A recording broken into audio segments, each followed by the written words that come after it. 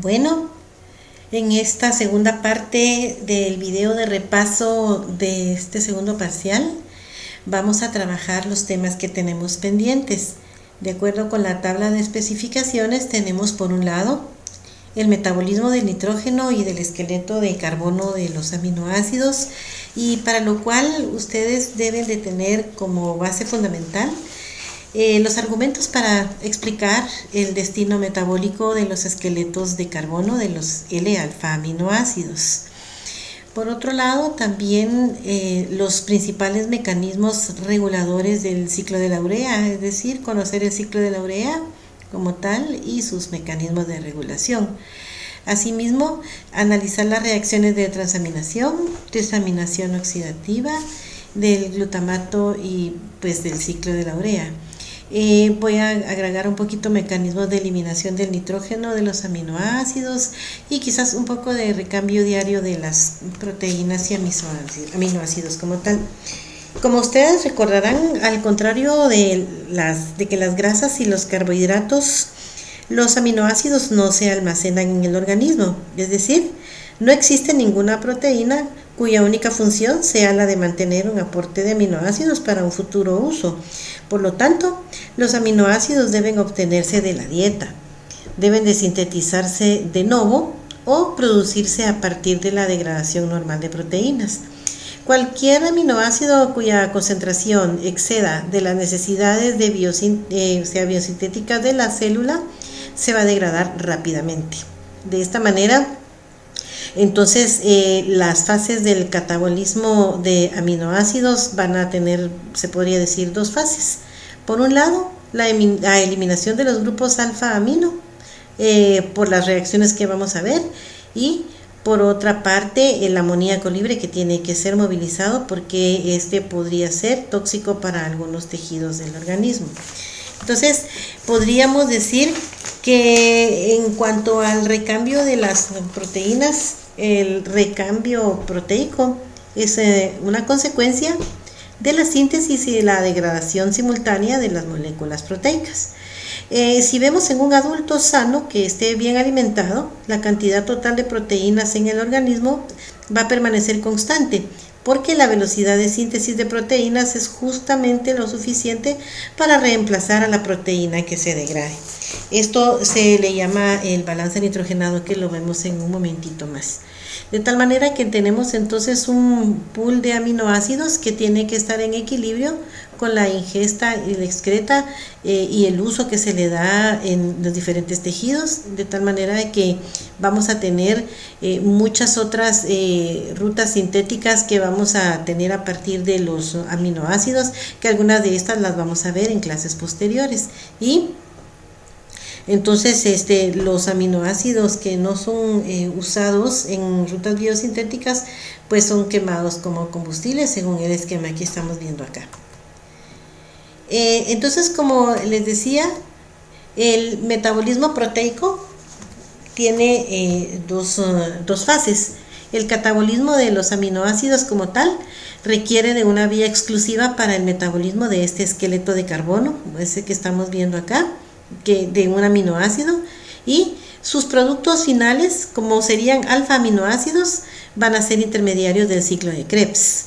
Ahora bien, por otro lado, o sea, aparte, una vía diferente para el metabolismo del nitrógeno de estos aminoácidos, porque el producto final de este procedimiento vendría siendo formación de urea para su eliminación. Es decir, que en este caso el grupo amino de un aminoácido va destinado a la urea, a formar urea para poder ser excretado, y los esqueletos van destinados a ser intermediarios del ciclo de Krebs. Entonces, en este momento sí cabe hablar un poquito del concepto de balance nitrogenado. El concepto se mantiene en vista de un equilibrio cuidadoso que tiene que haber entre la ingestión y la secreción de nitrógeno, dado que hemos dicho que no hay una forma significativa de almacenamiento de nitrógeno o de compuestos aminos en seres humanos. Entonces el metabolismo de nitrógeno debe de ser muy dinámico, ¿sí? Entonces, como hemos dicho, se dice que un adulto sano está en un balance nitrogenado neutro cuando tenemos el contenido de proteína que excede la cantidad requerida para suministrar aminoácidos esenciales y no esenciales para la síntesis proteica, y la cantidad de nitrógeno excretado entonces está en equilibrio y es aproximadamente igual que la ingerida, ¿sí? Entonces ahí estaríamos en un balance neutro. Ahora bien, nosotros tenemos balance nitrogenado positivo cuando es necesario aumentar la síntesis proteica, como ocurre, por ejemplo, en la recuperación de algún traumatismo, en niño que está creciendo rápidamente, en embarazadas. Se utilizan aminoácidos para la síntesis de nuevas proteínas y por lo tanto la cantidad de nitrógeno excretado va a ser menor de la que se consume en la dieta. Por lo tanto, decimos que el individuo va a presentar un balance nitrogenado positivo. Ahora bien, balance nitrogenado negativo es todo lo contrario, que ocurre, por ejemplo, en casos de malnutrición proteica, en la desnutrición crónica de un paciente pues con cáncer terminal, a causa de la necesidad de sintetizar proteínas corporales esenciales y otras proteínas, y en particular las del músculo. Estas se van a degradar y por lo tanto se va a perder más nitrógeno del que se consume en la dieta. Entonces en este momento decimos que un individuo con estas características va a presentar un balance nitrogenado negativo. Vale decir que el ayuno, la inanición y una diabetes mal controlada también se van a caracterizar por un balance nitrogenado negativo, ya que las proteínas corporales se van a degradar a aminoácidos y sus esqueletos carbonados se van a utilizar en la gluconeogénesis. En fin, el concepto de balance nitrogenado es muy importante mencionarlo porque es clínicamente muy importante, ya que nos va a indicar el recambio continuo en el cuerpo humano normal de los aminoácidos y las proteínas. Entonces, recordemos cómo está conformado un aminoácido. Decimos que un aminoácido es un carbohidrato, ¿sí?, con un grupo amino. Es decir, tiene su esqueleto carbonado unido a un radical amino. En este esquema que está aquí podemos ver que contiene su grupo carboxilo, aquí está su grupo amino, aquí está el carbono alfa y tenemos el grupo R, o sea, cadena o radical diferente para cada aminoácido, como podemos ver en este esquema, donde tenemos los grupos que lo conforman, y aquí tenemos la cadena o radical diferente, que es lo que le va a dar la diferencia o la cara a cada aminoácido. Es decir, que en un momento dado van a compartir un esqueleto común bastante parecido con los mismos componentes, y la diferencia estaría acá en la cadena, ¿sí?, que en un momento dado también la colocación del grupo amino, pero especialmente el radical. Tenemos que mencionar a los aminoácidos esenciales y no esenciales para el ser humano. Los aminoácidos esenciales son aquellos que tienen esqueletos de carbono que nosotros no podemos elaborar y que debemos obtenerlos de la dieta.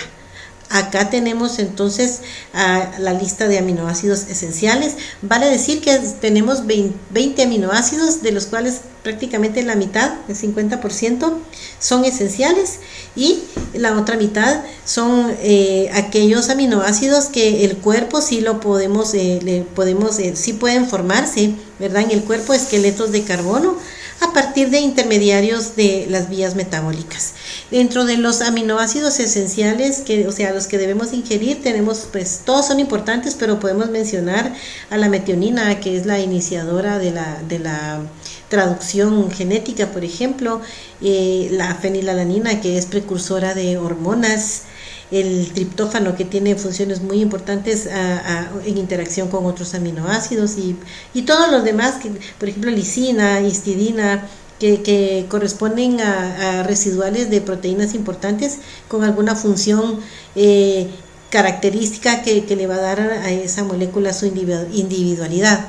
Y por el lado de los no esenciales, pues tenemos a los que vamos a conocer porque van a participar mucho en ese intercambio de los esqueletos de carbono en ciclos donde van a hacer las reacciones de transaminación, por ejemplo, como la que estamos viendo aquí, que piruvato y alanina generalmente hacen bastante intercambio del grupo amino, interconvirtiéndose en alfa aminoácidos y alfa cetoácidos. Su libro de Baines tiene un cuadro en su texto que puede resumirles el origen de los aminoácidos no esenciales, es decir, los que nosotros fabricamos en nuestro organismo. Y tenemos entonces que por un lado la alanina pues viene del piruvato, y esto ocurre por transaminación. Aminoácidos como asparagina, aspartato, arginina, ácido glutámico, o sea, glutamato, glutamina, prolina, vienen, como hemos dicho, de intermediarios del ciclo de Krebs, como vamos a ver más adelante. La serina viene de este 3-fosfoglicerato de la glucólisis. La glicina viene de la serina. También la cisteína viene de la serina y también de la metionina, y se dice que requiere azufre. Y la tirosina, que es muy importante, es derivada de la fenilalanina por hidroxilación, es decir, que la tirosina es una fenilalanina hidroxilada. Tenemos que revisar también el concepto de los aminoácidos glucogénicos, los que son mixtos, glucogénicos y cetogénicos, es decir, que van a dar origen acá, que pueden dar origen a glucosa por medio de la gluconeogénesis, y también tenemos al grupo de aminoácidos cetogénicos puramente, que los cuales en este caso la leucina y la lisina son los únicos aminoácidos que son prácticamente destinados solo a producir, o sea, cetogénicos, porque van directamente al metabolismo de los cuerpos cetónicos y dan lugar solamente a acetilcoenzima A o acetoacetilcoenzima A, y ninguno de los cuales puede traer producción neta de la glucosa. Como sí es importante que ustedes los tengan bastante claros, ustedes pueden hacer un mnemotécnico. Por ejemplo, acá están divididos entre no esenciales y esenciales, y si son glucogénicos, mixtos, o son propiamente cetogénicos. Acá están enumerados en orden alfabético, igual que aquí. Entonces ya ustedes pueden hacer su propio recurso de memorización, porque tienen que tener por lo menos fijos si estamos hablando de cuáles son glucogénicos. Yo les sugiero que, por ejemplo, si estamos hablando de los aminoácidos cetogénicos, se recuerde que son únicamente 2 y que son los únicos que empiezan con la letra L, así que los memorizan, y si les aparece y tiene la letra L, ustedes dicen, ok, este es cetogénico. Pero bueno, tenemos acá estos que les quiero mencionar, que son tanto glucogénicos como cetogénicos, y son básicamente 5: tirosina, isoleucina, fenilalanina y triptófano. Son 4: 1, 2, 3, 4. Estos aminoácidos tienen, por lo menos en parte, una manera como encontrar una ruta para poder llegar a una vía gluconeogénica, y por lo tanto podrían en una instancia, aunque sea más lejana, poder incorporarse a esa ruta. No obstante, estos que están aquí están más involucrados de una manera directa en rutas gluconeogénicas, como vamos a ver. Entonces acá los tenemos también esquematizados de esta manera, ¿sí? Que tenemos acá que en etapas de exceso dietético el nitrógeno potencialmente puede ser tóxico, ¿verdad? Este nitrógeno de los aminoácidos, y debe ser eliminado por vía de estas reacciones importantes que vamos a revisar: la transaminación, la desaminación oxidativa y la formación de urea, que esta parte es bien importante. Otro aspecto para mencionar en esta diapositiva es de que, entonces, ¿cómo es que los aminoácidos acá, los glucogénicos, se les llama así? Porque dan lugar a la producción neta de piruvato, o ya sea de intermediarios del ciclo de Krebs, y estos intermediarios pueden ser generalmente alfa-cetoglutarato, oxaloacetato, como los más comunes, ¿sí? Y que por lo tanto estos pueden dar lugar a esta producción neta de glucosa vía la gluconeogénesis. Por eso se les puede llamar en un momento dado cercanos a los sustratos gluconeogénicos. Ese aspecto era importante que lo tuviéramos acá. Tenemos entonces un par de esquemas donde ustedes pueden visualizar cómo alrededor del ciclo de Krebs tenemos a sus diferentes intermediarios alrededor del ciclo, intermediarios anfibólicos, y cómo los grupos de aminoácidos están destinados a llegar a convertirse en alguno de estos que están acá, o sea, intercambiar o sea, traspasar el grupo amino y por lo tanto tener el complemento de su alfa-cetoácido correcto. ¿Sí? Y aquí están en el color rosadito los glucogénicos y en celeste los cetogénicos, para que ustedes vean por qué en este caso la leucina y la lisina, y también estos en parte, vienen acá a parar a cetoacetilcoenzima A, que es un cuerpo cetónico, acetilcoenzima A, y estos aquí por su lado, y como estos por un momento dado es un poco difícil, es más fácil que se deriven hacia la formación de cuerpos cetónicos que tomar camino para el ciclo de Krebs. En cambio, estos que están acá entran directamente, como es el caso de acá del glutamato, ¿verdad? Que directamente trabaja como un buen dúo con el alfa-cetoglutarato, y que este a su vez puede hacer transaminación con otros aminoácidos como arginina, glutamina, histidina y prolina, siempre haciendo transaminación con la intermediación de un alfa-cetoácido, pero que al final pueden derivar acá, y a partir de acá, al igual que este otro y que esto de otro que está aquí, puede simplemente continuar el camino del ciclo y poder derivarse, por ejemplo, hacia moléculas importantes como oxaloacetato, que puede por un lado continuar el ciclo o puede ser derivado hacia la ruta gluconeogénica, que en este caso sería el objetivo si estamos hablando de aminoácidos glucogénicos, como es el caso de la alanina, de la asparagina, del aspartato y de todos estos que están aquí, que directamente llegan tanto a piruvato como a oxalacetato, y sabemos que se pueden derivar hacia esta vía. Este que está aquí es otro esquema de lo mismo, solo que no están separados necesariamente por glucogénicos o cetogénicos, pero que bien nos dice de una manera un poquito más fresca, un poquito más clara, lo mismo, ¿verdad? Cómo vienen haciendo su camino, su destino hacia estos intermediarios del ciclo de Krebs. Este es el esquema que tiene su libro de Harvey Ferrier, y en este caso ellos lo tienen un poquito más esquemático, más señalizado. Aquí está, lo hacen en Zoom, y me gusta ponerlos porque cuando ustedes estén haciendo su mapa metabólico de este aspecto, lo ideal sería que dibujaran de esta manera alrededor del ciclo de Krebs, señalando, resaltando a estos intermediarios y colocándoles así en forma de llave los diferentes aminoácidos, porque es la manera de esquematizar el metabolismo de los esqueletos de carbono y del nitrógeno.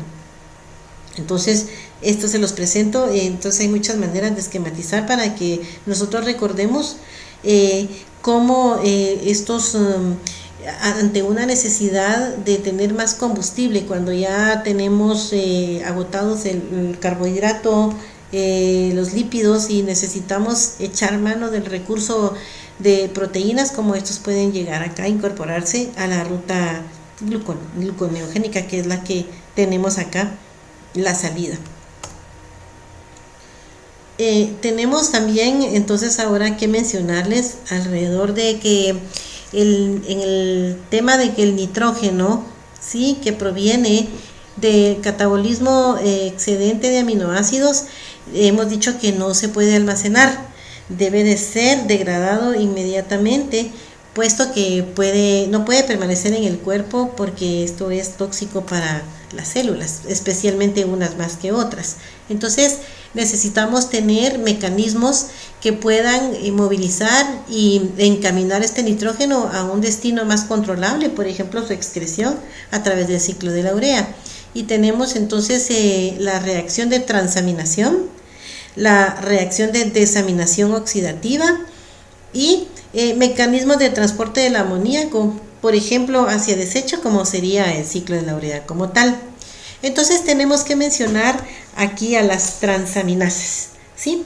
Las transaminasas, o sea, también llamadas aminotransferasas, existen para todos los aminoácidos excepto para la trionina y la lisina.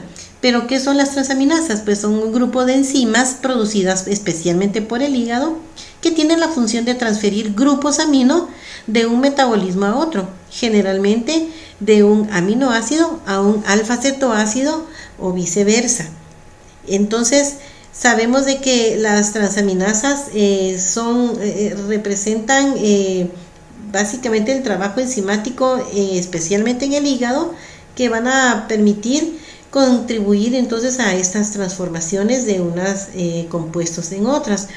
Se supone que el hígado mantiene constante, tanto en la sangre como en el tejido hepático, las concentraciones de estas enzimas.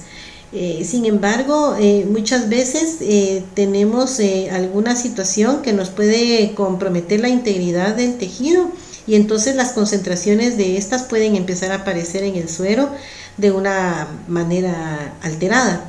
O sea, normalmente están presentes pero en unas concentraciones bajas.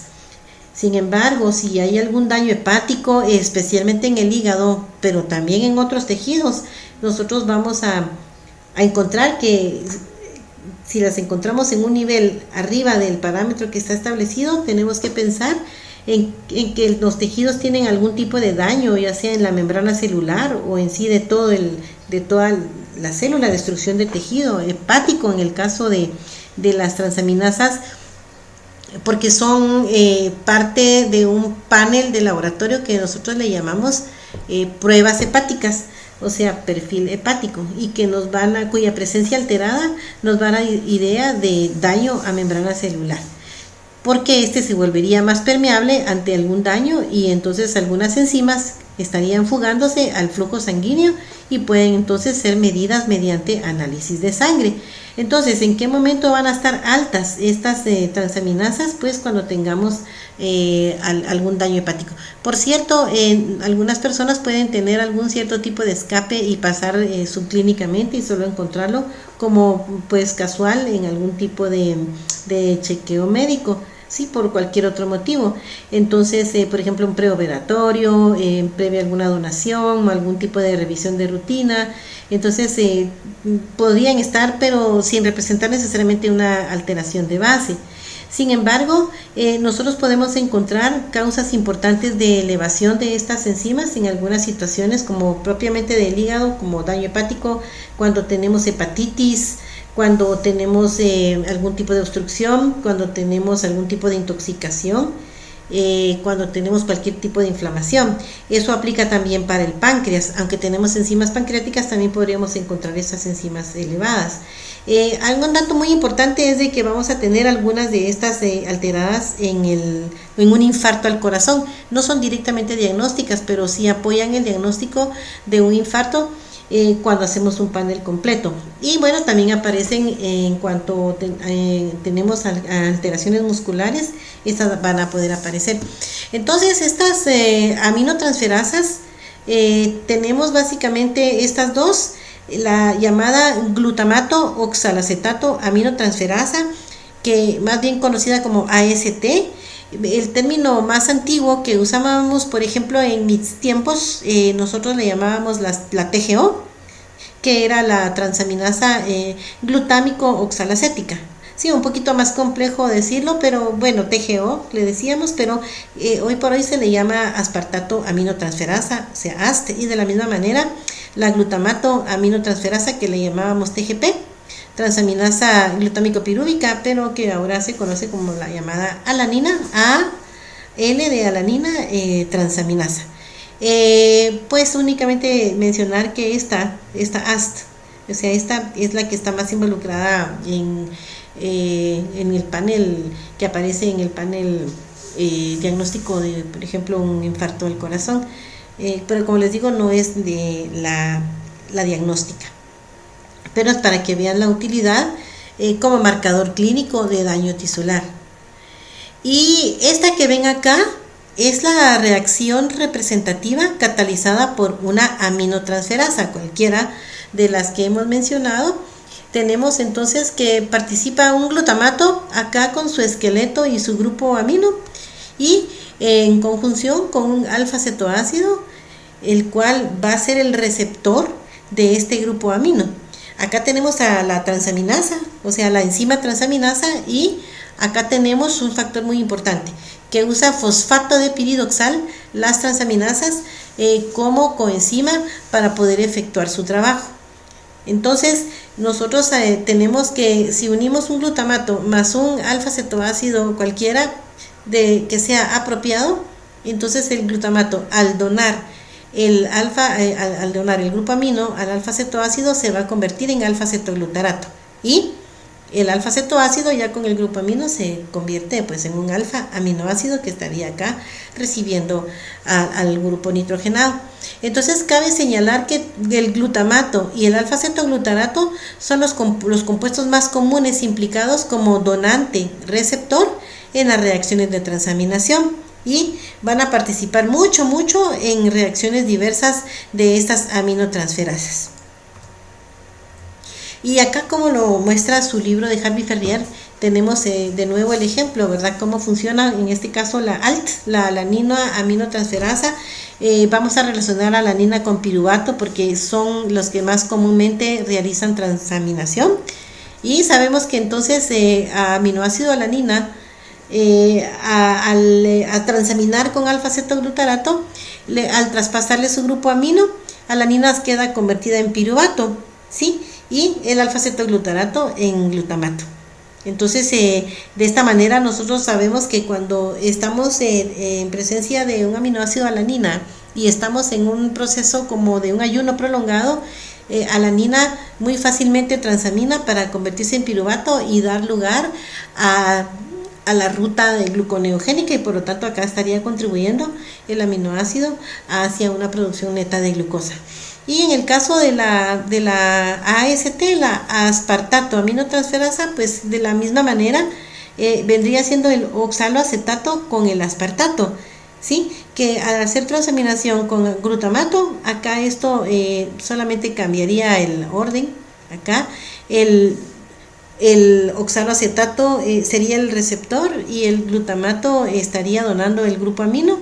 Entonces, al recibir el oxaloacetato se convierte en aspartato y el glutamato ya queda como un alfa-cetoácido, que es el cetoglutarato. Normalmente las reacciones de transaminación son más comunes entonces en procesos como síntesis proteica. En este caso hay transaminación, pero también hay desaminación oxidativa en mecanismos de desintoxicación, y como parte del proceso de eliminación de nitrógeno de los aminoácidos ante una dieta excesiva en proteínas.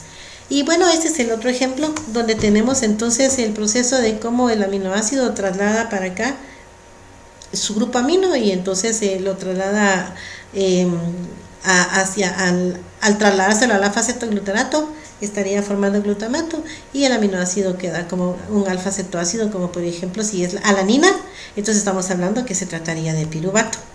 Y en el caso de la aspartato, que eso sí no lo deja más claro, el glutamato le traslada su grupo amino al oxaloacetato, y en este caso el oxaloacetato se convierte en aspartato y el glutamato queda como alfa-cetoglutarato. Un aspecto muy importante hablando de la coenzima fosfato de piridoxal, el esquema que les presenta su texto se refiere entonces a que la presencia de esta vitamina B6, que es el fosfato de piridoxal, contribuye a la reacción de transaminación de la siguiente manera. Al hacer la transaminación, primero ocurre de manera transitoria o temporal la reacción con el fosfato de piridoxal, quien recibe, en este caso del glutamato, bueno, pero del aminoácido en general, recibe el grupo amino y lo fija. No lo fija, la coenzima sí está fija a la transaminasa de manera covalente, pero acá el grupo nitrogenado lo recibe y luego lo pasa de manera automática en la misma reacción al siguiente compuesto, que en este caso sería al alfa-cetoglutarato para convertirlo en aspartato, y de esta manera queda la reacción de transaminación. Entonces, Para eso es importante entonces que estas transaminasas tengan fijado de manera covalente a su vitamina B6, que es el fosfato de piridoxal, como coenzima. Eso no lo olviden porque es una parte muy importante. Cuando tenemos alguna deficiencia de esta vitamina, podríamos tener alterada el metabolismo de los esqueletos carbonados, porque no tendríamos o tendríamos muy limitado este tipo de reacciones de transaminación. Bueno, su texto les pone muchos más ejemplos que creo que no vamos a ser repetitivos, pero en este caso, de nuevo repetimos, tenemos aquí alanina con su grupo amino, ¿verdad? Que va a transaminar con alfa-cetoglutarato en presencia de alanina aminotransferasa con su coenzima, y entonces se interconvierte en alanina, queda como piruvato, y el alfa-cetoglutarato como glutamato. Ahora acá es importante que recalcarles de que para la otra reacción de transaminación tenemos que asparagina es un aminoácido que puede dar lugar al aspartato, ¿sí? Que la asparagina trae acá dos grupos amino, pero que al convertirla en aspartato por acción de la asparaginasa, una hidrolasa, va a separar uno de los grupos aminos de tal manera que nos queda el aspartato únicamente con un grupo amino para poder hacer la reacción de transaminación. Otra vez fijamos entonces piruvato con alanina son muy comúnmente dúos dinámicos de hacer aceptor y receptor del grupo amino. Por otro lado, oxaloacetato con aspartato y alfa-cetoglutarato con glutamato. Son las tres parejas, o sea, dúos dinámicos que van a estar haciendo las reacciones de transaminación más comúnmente, especialmente por el hígado, en este aspecto del metabolismo. Ahora tenemos que hablar de la desaminación oxidativa del glutamato.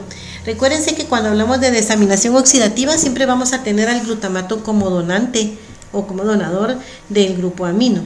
La enzima es la glutamato deshidrogenasa y esta enzima está sujeta a un tipo de regulación alostérica.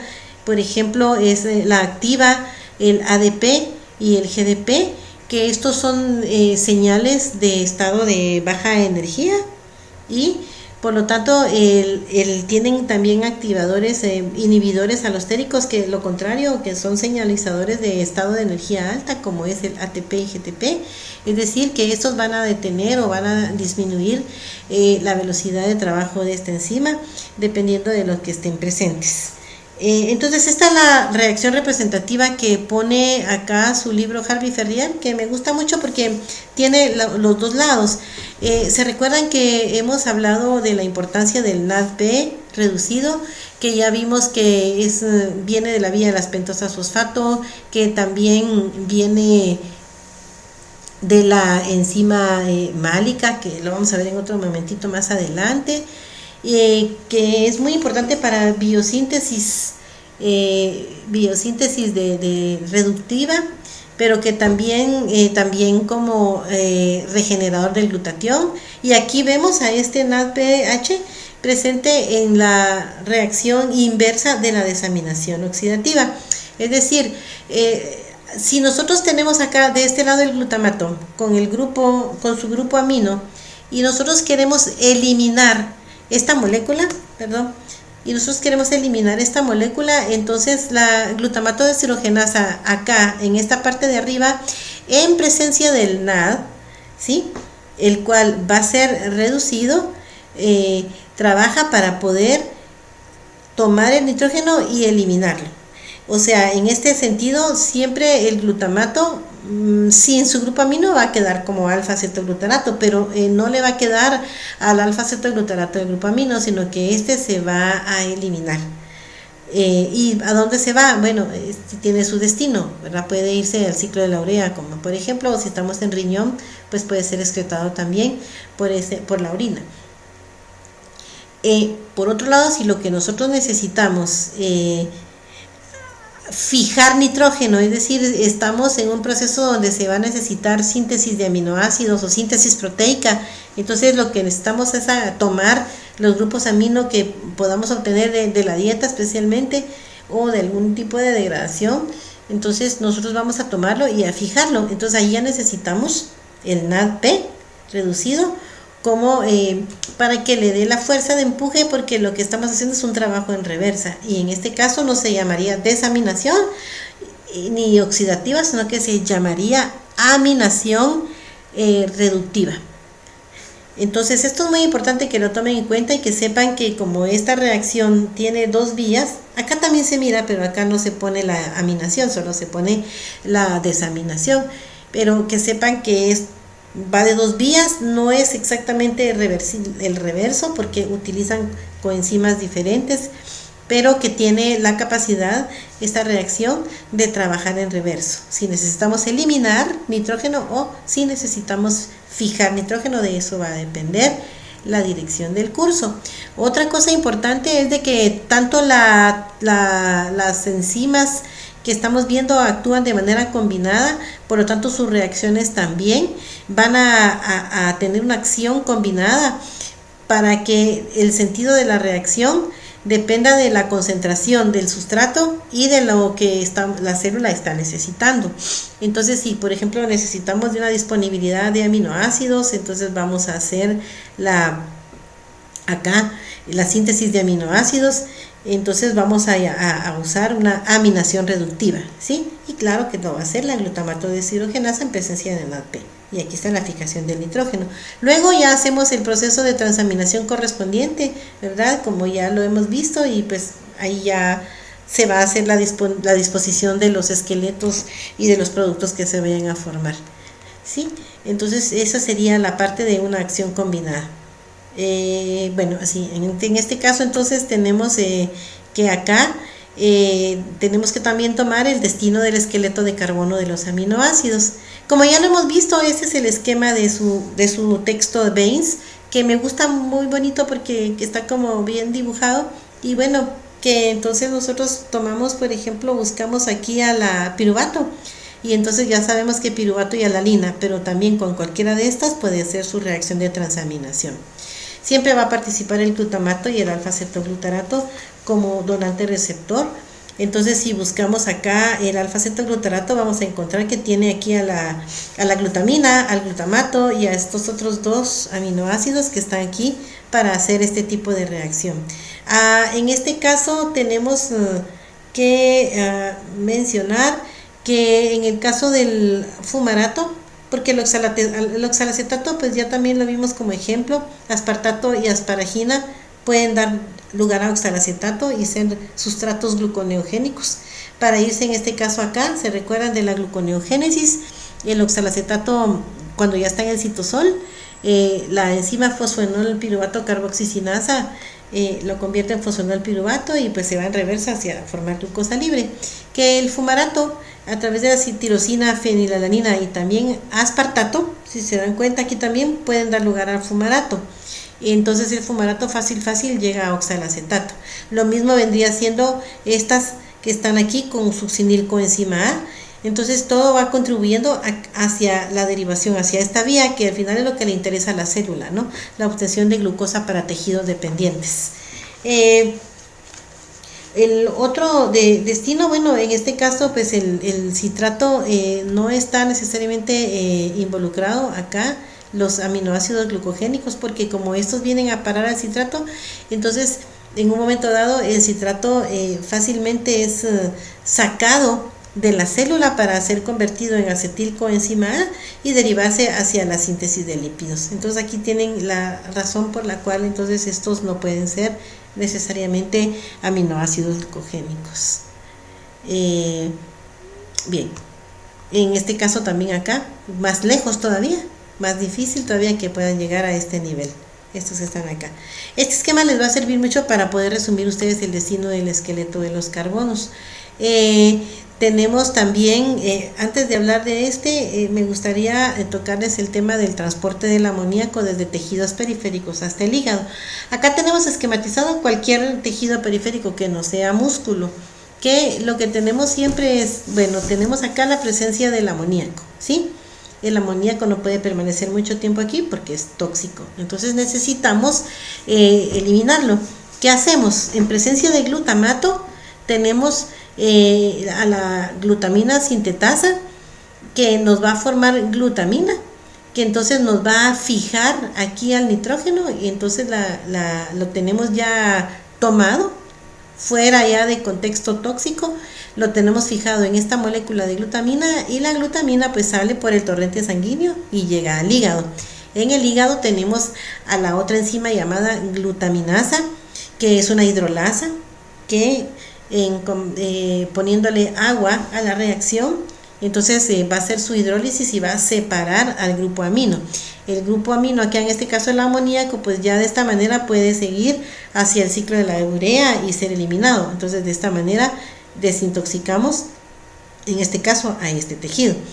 Por otro lado, acá el glutamato siguiendo su curso, que recuérdense que acá venía el glutamato con su grupo amino, aquí subo y en la glutamina tiene 2 grupos amino, aquí eliminamos una, entonces el glutamato puede hacer una desaminación oxidativa si lo que queremos es seguir desintoxicando a la célula, entonces participa la glutamato deshidrogenasa y nos libera este otro grupo amino.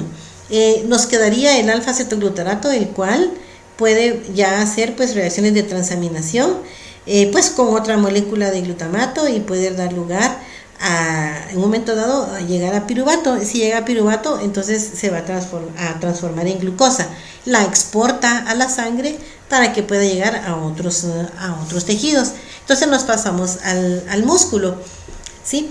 Que el músculo viene y recibe a la glucosa, hace su oxidación, su glucólisis,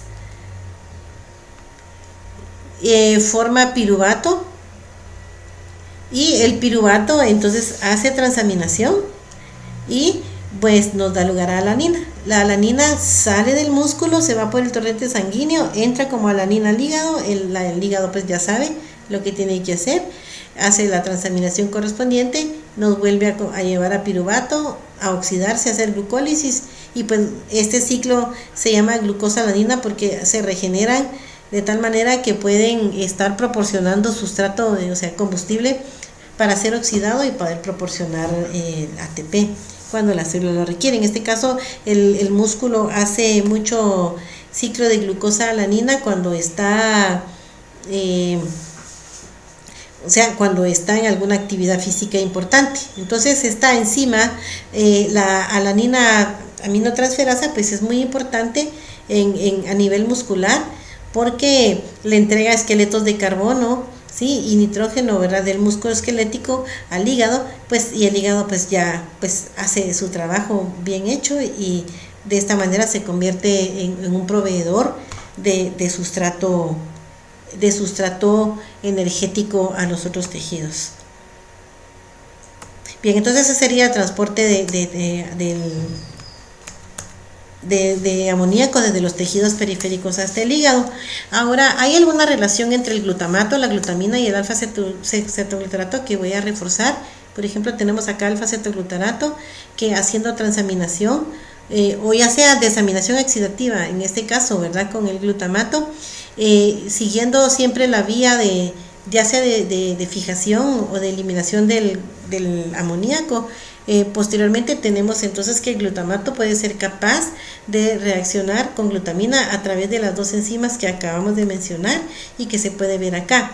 Acá estaría entonces la glutamato deshidrogenasa haciendo desaminación oxidativa, ¿verdad? Dejándonos el alfa-cetoglutarato acá y dejándonos el grupo amino libre para que siga su camino. Tenemos por otro lado entonces a la glutamina, si la jalamos de este aspecto hacia acá, que la glutamina sintetasa es la enzima que inmediatamente nos va a producir glutamina ante la presencia de cantidades importantes de amonio para que ésta sea soluble y sea atóxica y pueda ser transportada para un desecho. Este es un mecanismo muy importante de desintoxicación, puesto que cuando ya tenemos glutamina, la glutaminasa nos separa, ¿verdad?, al grupo amino y en este caso se la lleva por la vía del desecho. Entonces el cerebro, por ejemplo, utiliza mucho estas reacciones porque es el más susceptible a los efectos tóxicos del amoníaco. Entonces esta actividad tiene que estar bien presente acá a nivel del sistema nervioso. Entonces, cuando fue el caso clínico que estuvimos revisando, el coma hepático, yo les explicaba que este esquema que está acá representa a la barrera hematoencefálica. Suponiendo que tenemos un proceso en el cual se nos acumula mucho, tenemos una hiperamonemia y tenemos algunos síntomas del sistema nervioso central, es porque por el torrente sanguíneo llegó pues hasta vía capilar cerebral, llegó en este caso pues el grupo amino. El grupo amino en este caso pues entonces penetra la barrera hematoencefálica, que consiste acá en los astrocitos que están en medio de un capilar y de una neurona. Entonces acá existe la glutamina sintetasa, que inmediatamente toma a este grupo amino y lo va a convertir en glutamina. En este momento está neutralizado porque ya no está siendo tóxico. Entonces en el astrocito la glutamina sigue su camino hacia la neurona, ¿sí? Y en este momento pues ahí sí, ya la glutaminasa, esta hidrolasa pues lo separa, pero ya lo puede liberar en forma de amonio, y el amonio es un compuesto que no es tan tóxico como el amoníaco. Aquí debería de ser amoníaco, pero pusieron N4, pero aquí debería de ser NH3. Y acá entonces vemos cómo nos deshacemos de ese grupo amino, cómo llega acá por este lado y puede volver a ser excretado hacia acá a través siempre del mecanismo de la glutamina. Entonces así es como el cerebro desintoxica. Ya estando aquí en la neurona, sabemos que el glutamato por este lado se convierte en un potente neurotransmisor excitatorio y puede ser excitado como tal a través de la sinapsis. Tenemos también la presencia de las reacciones de transaminación muy activas en el cerebro, que también tiene su ciclo de ácido carboxílico, de tricarboxílicos, y entonces al tener acá el glutamato en transaminación, pues ya lo podemos derivar hacia vías más útiles o bien de regreso hacia acá para que siga siendo excretado como neurotransmisor. Pero sabemos que entonces el cerebro es muy activo en estas reacciones porque es un tejido sumamente delicado, muy susceptible, y que entonces tiene que estar reforzado. Este es entonces el esquema de cómo funciona en términos muy generales la barrera hematoencefálica, para que ustedes entiendan. Si estamos en tejidos como por ejemplo el riñón, especialmente cuando estamos en presencia de algún tipo de desequilibrio hidroelectrolítico, pues el mecanismo sigue siendo igual de útil, siempre a través del mecanismo de la glutamina, ¿verdad? Con intervención de tanto la glutaminasa como la glutamina sintetasa, que vamos a tener entonces la producción de amoníaco para que podamos exportarlo fuera del riñón a través de la orina, ¿sí? Esto sería pues lo que significa en este caso el esquema. Y bueno, entonces siguiendo entonces el aspecto de la eliminación del amoníaco, sabemos entonces de que vamos a tener mecanismos como la formación de glutamina en el músculo y en el hígado, como ya lo mencionamos, en el sistema nervioso central, que es el mecanismo principal, lo acabamos de ver.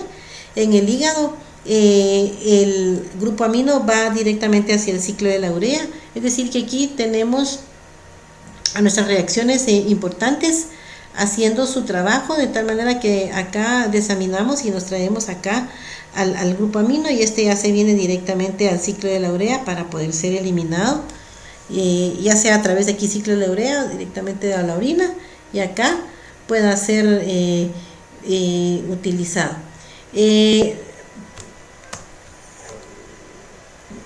Tenemos que entonces este aspecto importante, que en el riñón el grupo amino, en este caso como NH3, que es el amoníaco, el NH3, el riñón lo va a eliminar protones formando amonio. Entonces el amonio básicamente también baja la toxicidad, aunque es ligeramente más ácido, pero viene siendo menos tóxico. Igual ya estando lo va a eliminar estando tanto en forma de amoníaco como de amonio, igual queda eliminado y se va por la orina. Entonces el glutamato en este caso alimentaría dos procesos. Por un lado, produciendo alfa-cetoglutarato, ¿sí?, como receptor final del grupo amino para poder liberar, en este caso también acá, para poder liberar el amoníaco. Y por otro lado, el glutamato estaría facilitando la transaminación de oxaloacetato acá para generar aspartato, ¿sí? Y este aspartato puede llevar al segundo amoníaco al ciclo de la urea. Ahorita vamos a hablar del ciclo de la urea, entonces un lado sería el aporte del grupo amino que está libre y el otro sería a través del aspartato. Bueno, este es un resumen que tiene su libro Harvey Ferrier, muy bonito, muy directo, que no tiene mucho que explicar, pero les hago énfasis en los siguientes puntos, siguiendo propiamente el recorrido que hace el libro. ¿Sí? Por un lado, entonces vamos a iniciar el ciclo de la urea, el cual tiene una fase mitocondrial y tiene una fase citosólica, y entonces el primer paso en este caso sería la formación de carbamoil fosfato. Para poder formar carbamoil fosfato necesitamos en primer lugar un CO2, que es el que va a proporcionar el átomo de carbono de la urea. Aquí lo vemos. Y para iniciar tenemos que tener la presencia de un grupo amino, que en este caso un amoníaco libre proporcionaría uno de los dos átomos de nitrógeno que conlleva la molécula de urea. Tenemos que tener la presencia de la enzima carbamoil fosfato sintetasa 1. Se les ha dicho que cuando decimos sintetasa 1 es porque existe alguna carbamoil fosfato sintetasa 2, y esa precisamente la vamos a ver más adelante en el metabolismo de las purinas y pirimidinas. Entonces nos vamos a recordar de que su primo está aquí en el grupo de la urea y el otro va a estar allá en otro lado totalmente diferente. Pero tenemos que esta enzima requiere forzosamente, sí o sí, de un activador alostérico, que es el N-acetilglutamato, que actúa entonces como un activador positivo, alostérico positivo. Bueno, tenemos entonces acá que ya teniendo los elementos presentes, la enzima nos va a formar el carbamoil fosfato con esta estructura, que está muy determinada aquí, muy señalizada en colores, porque el autor quiere que ustedes vean exactamente dónde van viajando los compuestos que nos interesan. Entonces, ya la carbamoil fosfato debe de unirse con la ornitina, y para eso está la enzima ornitina transcarbamoilasa, que va a hacer la transferencia de este grupo hacia el esqueleto de la ornitina, formándolo de esta manera. Y en este momento pues se convierte en lo que se llama L-citrulina. Bueno, la L-citrulina entonces atraviesa, o sea, es transportada hacia el exterior de la mitocondria, y estando en el citosol, entonces la L-citrulina va a recibir al segundo nitrógeno, que es el que dijimos que es aportado por el aminoácido aspartato. El aspartato hemos dicho que viene en este caso de una reacción de transaminación, ¿sí? Entonces el aspartato con oxaloacetato, que es su alfa aminoácido más le correspondiente, y el oxaloacetato ya sabemos que por un lado podría, pues aparte de esta, o viene libre o viene exactamente del ciclo de Krebs a través de la enzima del malato y de la enzima malato deshidrogenasa, lo cual a su vez podría venir de intermediarios como por ejemplo el fumarato, ¿sí? En este caso estamos hablando aquí de un fumarato que puede estar acá a nivel de la mitocondria, o pues un fumarato citosólico, porque aquí estamos en una etapa citosólica. Bueno, entonces cuando se une el siguiente nitrógeno, entonces la L-citrulina a través de la arginosuccinato sintasa nos va a formar arginosuccinato. Aquí vemos cómo es el esqueleto del arginosuccinato y cómo manejamos aquí el grupo amino por un lado, que venía del aspartato, porque este sería el aspartato que se unió. No es que lo ceda, sino que se une completo el aminoácido con su grupo amino, y aquí viene el otro esqueleto de citrulina, que entonces aquí se llama todo en conjunto argininosuccinato. Bueno, ¿qué sigue? Viene entonces la acción de una argininosuccinato liasa que nos va a separar la molécula, en este caso fumarato. Acabamos de hablar del fumarato, el cual regresa al ciclo de Krebs, o bien se transforma en malato y puede llegar de nuevo a oxalacetato y puede repetir aquí esta parte, o si no pues continuar, ¿verdad? Acá entonces acá continuamos como formando el L-arginina. En este caso, al separar estos componentes nos deja ya fijo el nitrógeno a este nivel, este carbono, y aquí también.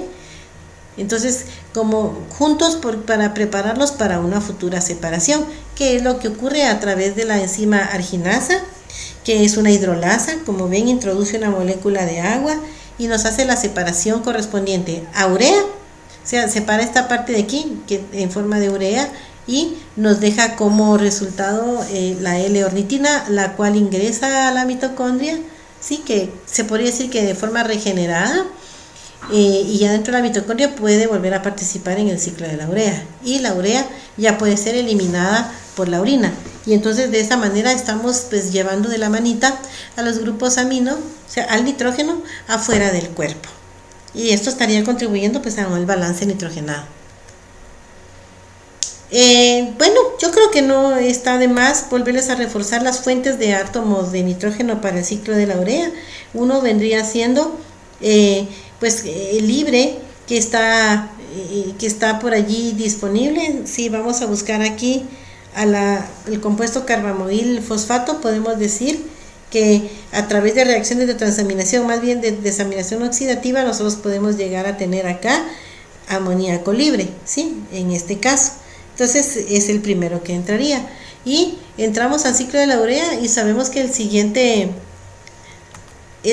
sería el que provendría del aspartato para formar arginino succinato, y que en este caso entonces tenemos las dos fuentes de nitrógeno acá, ¿sí? La urea pues hasta aquí estaría llevándose 2 moléculas de nitrógeno, en este caso pues grupo amino como tal.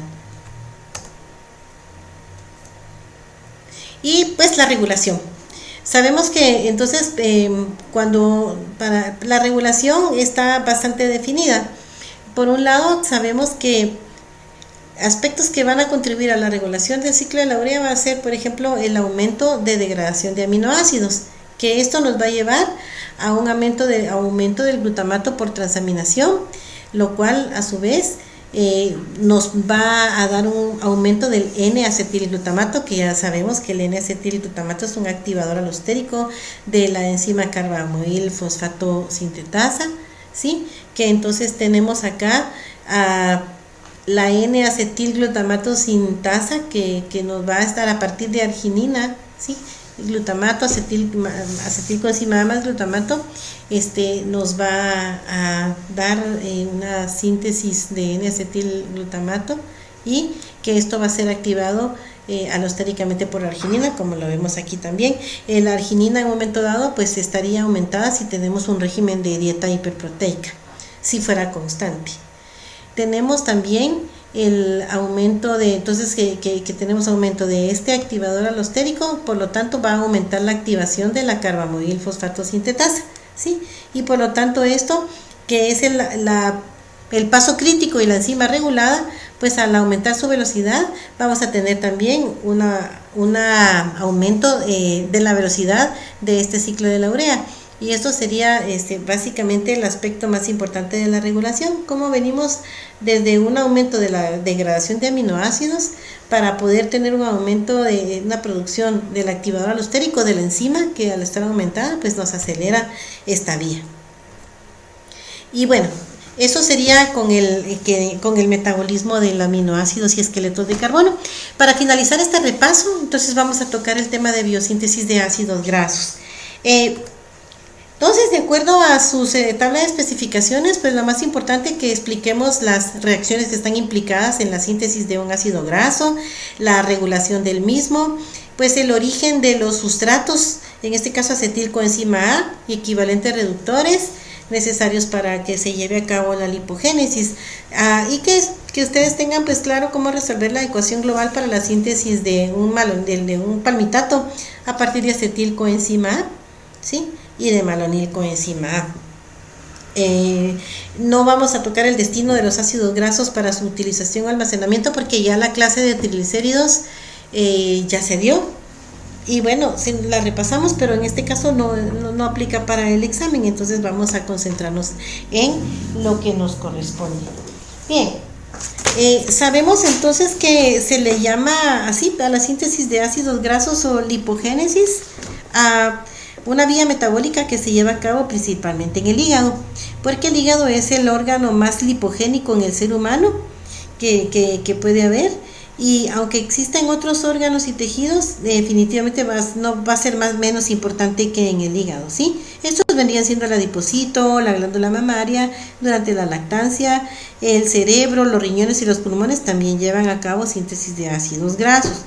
Ahora, esta vía metabólica se lleva a cabo en el citosol, ¿sí? Es otra vía citosólica, es anabólica completamente y se activa cuando la persona requiere más ATP y el exceso de glucosa que se convirtió en piruvato, que ingresó a la mitocondria y que se convirtió en acetilcoenzima A para ser oxidada en el ciclo de Krebs, se detiene, puesto que ya el nivel de ATP llegó cabal a su límite, estamos bien de energía, no necesitamos más en ese momento, es decir, la célula ya no requiere más ATP, entonces este exceso es el que vendría a convertirse en síntesis de lípidos. Un aspecto muy importante acá es de que cuando el exceso de piruvato, el exceso de carbohidratos que son oxidados y llegan por la glucólisis y llegan a piruvato y se convierte en acetilcoenzima A y a nivel de la mitocondria continúa hasta convertirse en citrato e isocitrato, que la enzima isocitrato deshidrogenasa es inhibida por el ATP. Precisamente entonces por eso se detiene el paso, la continuidad del ciclo de Krebs, y esta acumulación de citrato hace que este compuesto sea transportado al exterior de la mitocondria, o sea sacado de la mitocondria hacia el citosol, ¿verdad? Con su transportador específico, y ya en el citosol ese citrato es convertido en oxalacetato y acetilcoenzima A, que lo vamos a ver en este momento. Otro aspecto importante es de que el citrato también va a estimular a la acetilcoenzima A carboxilasa. Pero bueno, entonces sabemos que de la dieta es que adquirimos, ¿verdad? Nosotros todos los requerimientos nutricionales, y sea de ácido graso, sea de cualquier macronutriente o micronutriente, todo viene de la dieta. La dieta es cultural, la dieta es emocional, entonces nosotros comemos conforme a muchos factores que no vamos a tocar acá, pero que tenemos que saber que el exceso de carbohidratos, por acá, no tenemos muchos carbohidratos, por ejemplo acá, el exceso de estos carbohidratos y de proteínas en la dieta pueden ser convertidos a ácidos grasos y luego almacenados como triacilglicerol. Ese es el aspecto más importante acá, que el exceso de carbohidratos y proteínas en la dieta entonces pueden ser convertidos a estos ácidos grasos y almacenados como triglicéridos. Acá podemos ver en este esquema un aspecto muy importante, y quiero que le pongan atención aquí a la acetilcoenzima A, ya que esta constituye un intermediario clave en el metabolismo de los lípidos y de los carbohidratos, porque es un punto, ¿verdad? Un crucero, si se le puede llamar, donde hay derivaciones hacia vías muy importantes y de diferentes macronutrientes. Entonces tenemos que, por un lado, veníamos acá de una glucólisis, ¿verdad? Con un exceso de piruvato, tenemos un exceso acá. Aquí vimos que el citrato en exceso nos va a frenar que continúe hacia acá, hacia la producción de más ATP, y que acá en este momento sale de la mitocondria hacia el citosol, y aquí vuelve a ser convertido en acetilcoenzima A y el oxalacetato. Al oxalacetato lo dejamos tranquilo, que ya hablamos mucho de él. Y seguimos en este caso a la acetilcoenzima A, que por un lado se puede derivar a la síntesis de colesterol, como lo vamos a ver en la posterior clase, y que también puede continuar entonces a la síntesis de ácidos grasos. En este momento continúa hacia la síntesis de triglicéridos, también una derivación a la síntesis de fosfolípidos, que eso sí es importante, y que en un momento dado nos cambia el momento, es decir, que ya no tenemos tanto exceso, tanta abundancia, si más bien necesitamos echar mano, en este caso del almacén energético de los triglicéridos, entonces podemos nuevamente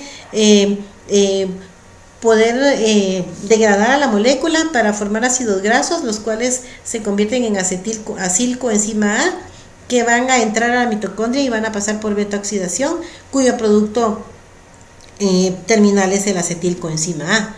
Ante un estado de ayuno prolongado o incluso de inanición, la acetilcoenzima A es el sustrato para la cetogénesis, o sea, la producción de cuerpos cetónicos. Bien, entonces, aspectos importantes, ¿verdad? Que la lipogénesis es indicio de abundancia energética por un consumo suficiente de carbohidrato, más que suficiente, diría yo, más de lo necesario para cubrir los gastos que requiere la célula. ¿Cuándo se va a iniciar? Cuando la producción de ATP ha satisfecho las necesidades energéticas celulares. Esta es una vía completamente anabólica, funciona únicamente cuando ingerimos alimentos principalmente ricos en carbohidratos. Este esquema que yo les presenté cuando hablamos un poquito de la síntesis de triglicéridos es para que veamos lo que se les acaba de explicar en cuanto a ante un exceso de citrato. Aquí está el transporte de tricarboxilato, lo llaman en este esquema, cuando nos pasa de la mitocondria hacia el citosol. Acá tenemos a la enzima ATP citratoliasa que lo separa en oxalacetato y en acetilcoenzima A, que es el que estamos viendo acá, y que si seguimos un poquito al oxalacetato podemos ver que es un sustrato de la enzima malato deshidrogenasa que lo convierte en malato, ¿sí? Y que el malato va a ser sustrato de la enzima málica, ¿sí? Que no es lo mismo que malato deshidrogenasa, la enzima málica, que es la que lo va a convertir en piruvato. Ahí sí le podemos perder la pista al piruvato porque ya regresa a mitocondria y pues definitivamente podría ser hacia ciclo de Krebs o gluconeogénesis, cualquiera de las dos, pero que en este caso lo importante es que observemos que la enzima málica es productora de esta coenzima importante, que es el NADP reducido, que es el que nos sirve también para ser utilizado en esta vía de biosíntesis reductora. Es decir, que tenemos doble producción de NADP, por un lado en la vía de las pentosas fosfato y por otro lado a través de esta enzima málica. El aspecto aquí que se vale resaltar es de que cuando tenemos todo este proceso en exceso puede dar lugar a formación de cambios de hígado graso, porque como vamos a ir a acumular bastante, aparte del adipocito, vamos a acumular bastantes triglicéridos, es decir, bastantes ácidos grasos. Entonces exceso de carbohidrato nos puede dar lugar a un hígado graso, ¿sí? Cuando no controlamos bien la alimentación. Acá tenemos entonces subrayados los aspectos más importantes de este. Y en este caso le llaman lanzadera, la lanzadera de citrato piruvato, si le quieren llamar, a este proceso que acabamos de explicar del exceso que sale de la mitocondria para el citosol, y con todos estos aspectos. Entonces repetimos, ¿verdad? La producción de acetilcoenzima A, la producción de NADPH por la enzima málica, que vendrían siendo los aspectos más importantes. Bueno, sigamos adelante y empecemos a hablar ya en sí de la formación de un ácido graso. Tenemos dos fases. La fase de formación de malonil coenzima A, que es el compuesto base para poder construir el ácido graso. Para formar malonil coenzima A se trata de una reacción de carboxilación que va a requerir bicarbonato, más bien CO2, que lo puede proveer el bicarbonato como fuente, ¿verdad?, de CO2, que lo va a catalizar la enzima acetilcoenzima A carboxilasa, una enzima muy importante dentro del metabolismo, que todas las enzimas carboxilasas, recuérdense que van a usar biotina, que es la vitamina B7, como coenzima, importantísimo. Carboxilasas siempre van a llevar biotina, y que es el principal sitio de regulación de la síntesis de ácidos grasos. Como siempre les digo, el primer paso es el que está controlado, es el que está regulado, para que no continúen en adelante si fuera necesario frenar esa ruta, esa vía, esa reacción. Esta es la reacción representativa entonces de la formación de malonil coenzima A, donde tenemos que entre la presencia de ya sea de bicarbonato o de propiamente CO2, lo unimos con acetilcoenzima A y nuestra enzima dependiente de biotina, acetilcoenzima A carboxilasa, y en presencia de ATP nos va a formar malonil coenzima A. Y aquí la tenemos. Entonces, hablemos un poquito de la enzima, como dice su texto de Harvey Ferrier. La acetilcoenzima carboxilasa normalmente se puede encontrar en un estado inactivo, cuando en este momento tenemos la presencia de muchos ácidos grasos, en un momento en el que no estamos generando síntesis de lípidos, entonces vamos a tenerla de manera como dímeros inactivos. Cuando ya tenemos la presencia del citrato, ¿sí?, que el citrato funciona en este caso como un activador alostérico de esta enzima, entonces inmediatamente la cambia de forma inactiva a activa, es decir, en forma de un polímero, ¿sí?, o sea, un polímero activo. Y bueno, acá el libro nos pone con el color resaltado la reacción de la unión del CO2 con acetilcoenzima A, y acá ubica la conformación estructural de la malonilcoenzima A, donde está ubicado el carbono que provenía del CO2, y acá el resto de la molécula de acetilcoenzima A, y ese sería el primer paso para la producción. Eso viene siendo entonces ya de una vez, con toda irregulación, el primer paso en la formación de un ácido graso. En el caso de la biotina, como su principal coenzima, la única que tiene esta enzima como coenzima, entonces es de que el mecanismo de reacción de la acetilcoenzima carboxilasa es de que aquí está fijada la biotina, como siempre, de forma covalente a la enzima, en esta porción que se puede ver acá, y que cuando ocurre la unión, cuando va a hacer su proceso catalítico, la biotina sirve para fijar acá al CO2, ¿sí? Entonces viene y lo fija a este nivel. Acá la tenemos a la enzima así como tal, para poder ver a la biotina como tal, fijando el CO2, y en el caso de la enzima que tiene la función biotina carboxilasa, cuando está haciendo este proceso que entra el ATP, y cuando lo fija la coenzima, y cuando hace la transcarboxilasa, es decir, cuando ya esta se la va a trasladar en sí a la molécula resultante, a la molécula producto, y nos queda de esta manera la malonilcoenzima A. La biotina pues ya queda libre y regresa a la enzima para un nuevo uso. Entonces este vendría siendo el mecanismo. Ahora, esa sería la primera fase. También estaría esta acetilcoenzima A carboxilasa, que nos formó malonilcoenzima A. Hablemos de la siguiente enzima. Les presento a la ácido graso sintasa. Esta es una enzima constituida por dos unidades, o sea, cadenas polipeptídicas, entonces es dimérica. En la primera va a contener, dentro de la conformación de esta enzima, este esquema le pone como pie y cabeza, pero hay varios esquemas, pero se dice que en la primera va a contener un residuo de cisteína con su grupo sulfidrilo, o sea, el grupo tiol, y en la segunda subunidad va a encontrarse la ACP, que es la unidad acarreadora de acilos con su grupo también tiol, en donde se va a encargar de transportar, es decir, de ir uniendo unidades de dos átomos de carbono.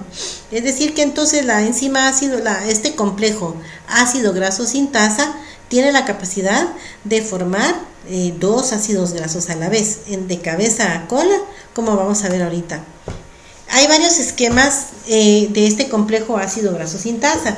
Está el de sus libros y está otros que yo les pongo para entender que ambas tienen en espejo, ¿sí?, la misma cantidad de dominios, o sea, de funciones.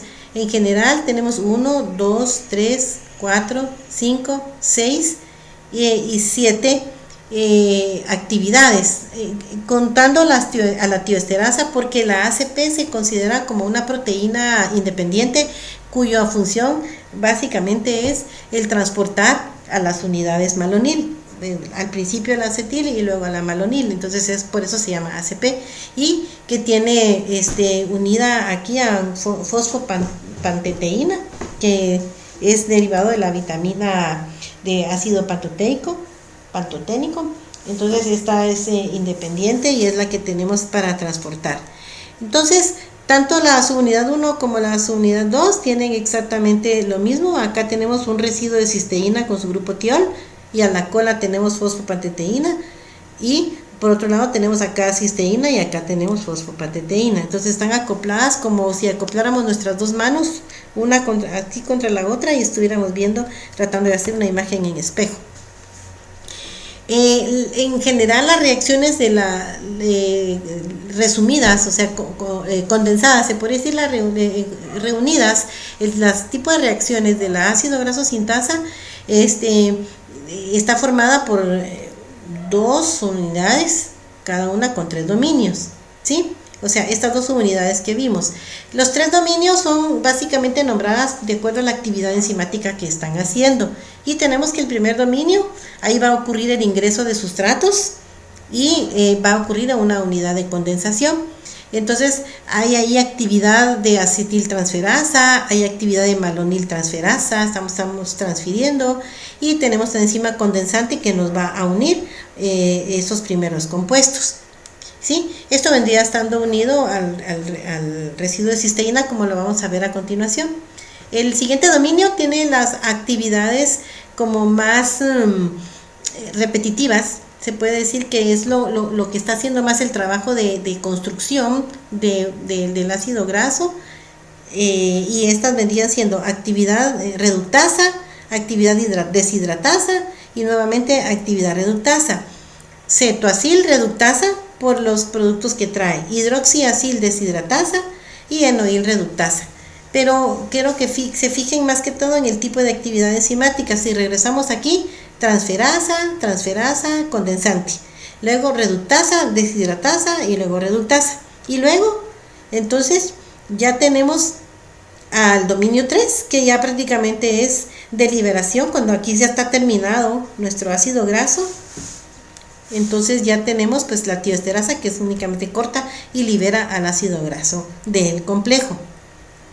Esta sería la manera de poder entender las diferentes actividades enzimáticas de este complejo de ácido graso sintasa. Y estamos hablando de la síntesis de ácidos grasos de hasta 16 carbonos, que por cierto el palmitato, o sea 16 carbonos, es el más común. Este esquema se los puse para que pudiéramos ver la imagen en espejo que tiene este complejo ácido sintasa, y aquí están nombrados, ¿sí?, las diferentes actividades enzimáticas que van teniendo. Cetoacetil sintetasa, transacilasa, luego esta sintasa es la de condensación, ¿sí? Entonces tenemos transferencia de grupos y tenemos condensación, y le estamos llamando cetoacil sintetasa. Tenemos a la reductasa, deshidratasa, reductasa, y tenemos tioesterasa. Y la proteína portadora de acidos, que es la que transporta, y prácticamente eso sería. Esta primera está unida al grupo que tiene residuo cis con su grupo sulfidrilo, y el otro que viene teniendo exactamente lo mismo, ¿sí?, que tiene aquí su grupo fosfopateteína, como decimos que es una proteína independiente. Pero como ustedes no han visto beta oxidación, así como se construye un ácido graso, así también se degrada. Entonces vamos a ver que tanto la degradación, o sea la oxidación de ácidos grasos, como su síntesis, si podemos resumirla en 4 actividades enzimáticas, así como grandes acontecimientos, independientemente de cada dominio que vaya teniendo, sus diferentes dominios que vaya a tener. Entonces estas pueden ser sintasa, reductasa, deshidratasa y otra vez reductasa. Si se dan cuenta, viene siendo el grueso, el cuerpo de lo que en sí constituye tanto la síntesis como la degradación de un ácido graso, y lo demás son procedimientos de apoyo para ir dándole forma a este nuevo producto. Bueno, entonces pues este esquema no importa, sino que más o menos tuvieran ustedes en cuenta esos aspectos. Miren, este cuadro deberían de revisarlo al final, porque este es como de nuevo recordar que, por ejemplo, de los componentes, de este complejo ácido graso sintasa tenemos a la proteína portadora de acilos, cuya función es transportar grupos acilo, ¿verdad?, en el enlace tioéster, que ese es el que usa. Que la acetilcoenzima ACP transasilasa transfiere grupos acilo, ¿verdad? Que la malonil transasilasa, no les digo el nombre completo para que ustedes la vean, va a transferir el grupo malonilo y dice de dónde a dónde. Que la beta-cetoacil ACP sintasa condensa los grupos acilo y malonilo, ahorita lo vamos a ver. Que luego viene la reductasa, que luego la deshidratasa, que es lo que hacen. En este caso la deshidratasa crea un doble enlace. Esto sí son cosas que tenemos que fijar que hace desde el punto de vista químico. Que la reductasa, enoil reductasa, ahí sí reduce el doble enlace, que luego tioesterasa pues es la que libera. En general, si ustedes miran acá, 1, 2, 3, 4, 5, 6, 7, bueno, sin tomar en cuenta la ACP, tenemos aquí las 7 funciones que realiza el complejo para poder construir nuestro ácido graso. Entonces, vean este cuadro, pero véanlo al final y así ustedes fijan el conocimiento. Y bueno, esta es la estructura de su libro de Baines, que lo que me gusta es de que divide, como ya saben, que no trabaja, estos dominios trabajan en acción conjunta, como que se comparten las actividades de síntesis de un ácido graso, de tal manera que si aquí tenemos acá, ¿sí?, la división estructural, que ya dijimos de qué se trata cada una, aquí está la otra subunidad, acá abajo. Sin embargo, existe una división funcional, puesto que tenemos al principio unido al residuo cis de la parte de sintasa y transacilasas, y en vez de continuar hacia la parte de reductasa dentro de la misma unidad, se pasa a las mismas funciones de la otra unidad, que tienen espejo. De esta manera como que da una vueltecita, como más pequeña, da la vueltecita aquí y nos deja terminado acá el producto o subproducto de la elaboración de un ácido graso. De esta manera igual también, hacemos acá el transporte y hacemos acá el resto de la actividad. Entonces existe la función estructural, pero existe más bien una división funcional de estas divisiones de este complejo enzimático. Espero que esto les quede claro, porque pues es importante únicamente para que sepan la complejidad y lo lindo de este tipo de moléculas, de cómo pues se trabajan. Y bueno, esta es la parte que más me gusta, porque esta es la parte que explica paso a paso, muy bonito, el esquema de Harvey-Ferrier, que es cómo estamos construyendo nuestro ácido graso. Entonces ellos lo tienen cabalmente así, numeradito e indicando cada cosa. Entonces aquí, si ustedes ponen atención, estas formitas verdes vienen siendo como el esquema del complejo con sus partes más importantes, que es lo que nos interesa. Acá, ¿cómo empieza todo? Primero vemos que aquí está el residuo de cisteína con su grupo tiol y el dominio de la proteína ACP, fosfopanteteína, con su grupo tiol. Que los grupos tiol es donde los que les sirven como la manita para jalar al compuesto que van a introducir. ¿Sí? Entonces vamos a empezar con que lo que primero ocurre es de que se transfiere una molécula de acetato, lo que nos interesa de parte de la acetilcoenzima A, ¿sí? Nos interesa pues en sí la molécula acetato, que es lo mismo que acetil-CoA, al grupo tiol de la ACP, porque dijimos que la ACP es la que transporta. Entonces viene y nos jala a la acetilcoenzima A. ¿Qué es lo que hace? Bueno, la tiene allí unida al grupo tiol. En este momento estamos hablando del dominio acetilcoenzima ACP, acetiltransasilasa. Transasilasa porque nos está transfiriendo el grupo acilo, que es la acetil-CoA. Lo estoy repitiendo para que nos quede muy claro. A continuación, vamos a hacer lo que dice aquí la flechita. Ya que lo tiene agarrado el ACP, se lo va a pasar acá al grupo tiol del cis, del residuo cis. Es decir, que este grupo se le llama grupo de 2 carbonos, pero estamos hablando de lo mismo, ¿verdad? De la misma molécula acá. el grupo de 2 carbonos. Es decir, que si se dan cuenta el libro no nos dice, pero el acetil acá CoA o sea, va a transportar en sí al grupo acetato. Entonces en este caso pues ya la coenzima A pues no nos sirve. ¿Y qué nos queda aquí? Que lo traslada, ¿verdad? ACP lo tomó y acá se lo traslada al grupo cis, siempre de tiol a tiol. Entonces, ¿para qué sucede esto? Porque como ACP es el acarreador, necesita quedarse libre para acarrear de una en una las moléculas de malonil coenzima A para ir construyendo nuestro ácido graso. Es como decir que lo tiene aquí temporalmente, detenémelo aquí temporalmente porque ahorita estoy acarreando, por decirlo así. Vamos a ir a verlo más adelante.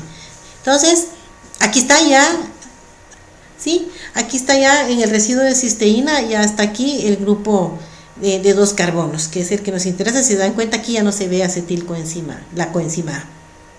¿Qué ocurre luego? Entonces la ACP quedó disponible y nos va a recibir a nuestra primera molécula de malonil coenzima A y viene y la jala. Entonces aquí entró la malonil coenzima A y está agarrada, se puede decir, en la porción ACP. Y aquí arribita tenemos el grupo acetato que traíamos originalmente. ¿Qué es lo que ocurre ahorita? Bueno, que en este momento ocurrió lo que se llama el dominio malonil, porque ya se jaló al malonil, coenzima ACP, transacilasa. Ya vieron que el nombre va diciendo lo que está haciendo. Esta flechita que está aquí, si le ponemos atención, nos está indicando lo que va a ocurrir a continuación. Y ya saben que aquí viene en azulito el CO2, que en este momento nos vamos a deshacer de él. Entonces ocurre lo que se llama una condensación de estas dos, ¿sí? Entonces se unen y al mismo tiempo nos deshacemos del CO2. Entonces, al hacer esta condensación, estamos descarboxilando y nos está quedando de esta manera, que ahora sí lo tiene agarradito el ACP para lo que va a continuar, lo que sigue a continuación. Entonces, en este caso, como dice su libro, el grupo acetilo se condensa con el grupo malonilo en la ACP. El ACP traía el malonilo, entonces el cis le regresa el acetilo y hace la condensación, descarboxila, ¿sí? Y entonces ya queda libre, ¿verdad? Acuérdense que este había sido agregado por la acetilcoenzima carboxilasa y solo nos funcionó para formar el malonil, pero realmente lo que nos interesa es lo que está quedando aquí, igual con la coenzima A. El acetilcoenzima A solo nos sirvió aquí para trasladar el grupo acetato y pues ya le damos las gracias aquí a la coenzima A.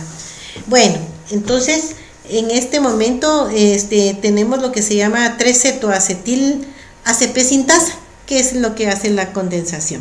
Y nos quedamos a este nivel.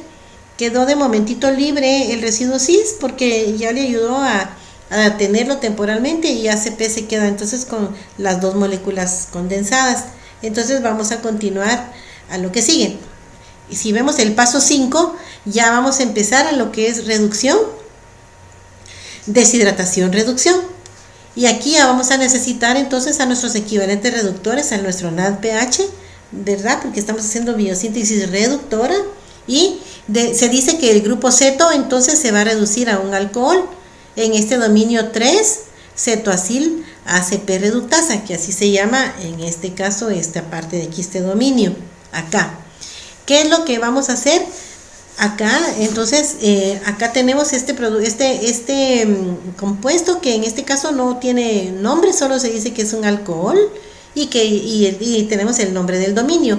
Estamos hablando del dominio a esta porción, ¿verdad? Aquí en verde, que es la porción de la enzima, que es la que está haciendo el trabajo. Bueno, ¿qué es lo que seguía? Decíamos reducción, deshidratación. Entonces ahora vamos a eliminar una molécula de agua para poder introducir un doble enlace, ¿sí? Entre los carbonos 2 y 3, o sea, carbonos alfa y beta, y al dominio que está acá se le llama 3-hidroxiacil ACP deshidratasa, porque es lo que está haciendo, ¿sí? Y en este momento todavía no tiene nombre este producto, pero ya le vamos a poner nombre en el siguiente paso. ¿Qué es lo que se hace? Que se reduce el enlace doble. Acá vamos a hacer entonces una nueva reducción. Entonces ya habíamos dicho reducción, deshidratación, reducción. Y si empezamos desde un inicio, acá tenemos el transacetilaciones, acá tenemos condensación con descarboxilación, y aquí empezamos entonces con esta otra fase. Recuerden que también aquí ya se pasó funcionalmente a la otra subunidad. Empezó esto con una subunidad y de ahí, en vez de seguir con su misma unidad, se pasó a la otra subunidad y por aquí vamos. Entonces se reduce el enlace doble y el dominio se llama enoil ACP reductasa, que es lo que tiene acá. Ahora sí, le podemos poner nombre a lo que nos está produciendo, y lo que se forma se llama butirilo. ¿Qué es el butirilo? Entonces, se llama, es un pequeño ácido graso saturadito de 4 carbonos, al cual se le llama butiril ACP. Cuando lo tenemos a este nivel que está aquí, ¿sí?, se lo vamos a dar otra vez prestadito al residuo cis, ¿verdad? Que lo jale su grupo tiol acá, y se lo vamos a dejar acá por lo que va a suceder a continuación, porque hasta aquí ya llegamos a un punto básico de construcción de nuestro ácido graso, que la ACP va a ir a ingresar a otro malonil, ¿sí?, a otra malonil coenzima A, es decir, que vamos a regresar acá, a este paso que está aquí. Entonces volvemos a hacer lo mismo, pero entonces ACP teníamos acá detenidito en el cis.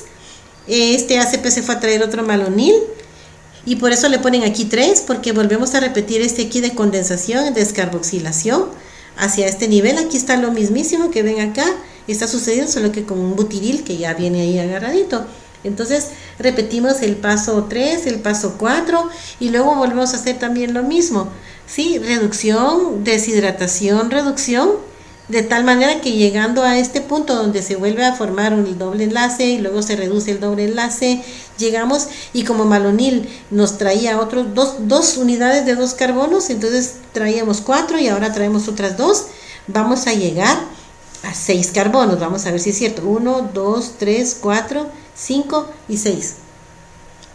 Entonces en este momento, si aquí se llamaba bueno, como lo había dejado, solo para no confundir, se lo había dejado aquí prestadito al cis, pero cuando lo fue a traer, el cis se lo devolvió y todo se vuelve a trabajar desde la porción ACP, ¿verdad? Esto está claro. Entonces tenemos acá la formación del acil ACP graso saturado de 6 carbonos, que ahora ya no se llama butiril, sino que se llama hexanoil ACP.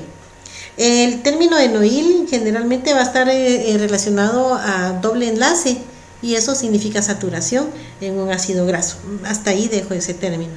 Bueno, que continúa. Entonces, lo que sigue es de que el ciclo se repite 5 veces lo mismo. O sea, cuando ya estamos a este nivel, se lo vuelve a dar prestadito al cis y se va a ACP a traer otro malonil y vuelve a hacer lo mismo para 5 veces más, para que tengamos en este caso hasta llegar a un número de 16 carbonos, para que ya luego, entonces a este nivel,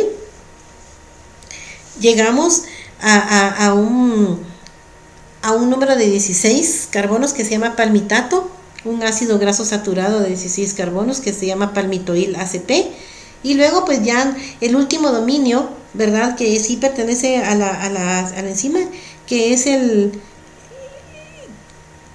la liberación acá, que tenemos una hidrolasa, que es la tioesterasa, que nos va a separar, ¿sí?, del complejo ácido graso sintasa ya a nuestro primer ácido graso fabricado. Antes de pasarles a la siguiente, solo les quería poner el resumen de cómo lo pone su libro de Baines, el esquema, que también es bonito, pero una vez entendido del otro esquema, pues aquí ya tienen ustedes cómo lo va poniendo los nombres. Esto ya pues para ustedes es más fácil, que como tiene aquí en un momento dado acá la unidad de acetato, cómo jala el malonil, cómo hace la condensación, cómo va haciendo la reducción, porque si miran NADP es porque está ocurriendo reducción. Si miran aquí deshidratación, ya sabemos, otra reducción, y aquí ya nos vamos al final. Si miran acá, ya se saltó y estamos ya hasta la formación de nuestro palmitato, que aquí está, miren, el acidito graso, y aquí están los ciclos. Entonces se cumplen 7 ciclos para poder construir un palmitato, ¿sí? Las primeras 2 que se dieron, una para de inicio, otra de reforzamiento, y luego las otras 5 ya de forma repetitiva, ¿sí? Entonces, sí, se cumplen los 7 ciclos, como dice acá, de estas etapas hasta completar 16 carbonos de la cadena. ¿Quién es la enzima que libera ácido palmítico? La tioesterasa. Bueno, esto que está acá es solamente para que vayan viendo ustedes en general cómo se va trasladando los dominios a través del posicionamiento de las actividades que están haciendo. Entonces acá tenemos, conforme van llegando, ¿verdad? Aquí la cetoacil fue la condensación, si se dan cuenta, aquí fue donde ocurrió la condensación. Acá está ya unido. Aquí teníamos que estaba en el grupo ACP.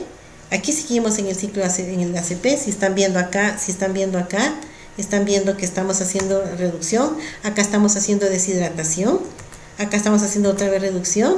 Acá estamos ya formando el butiril, o sea, butirato.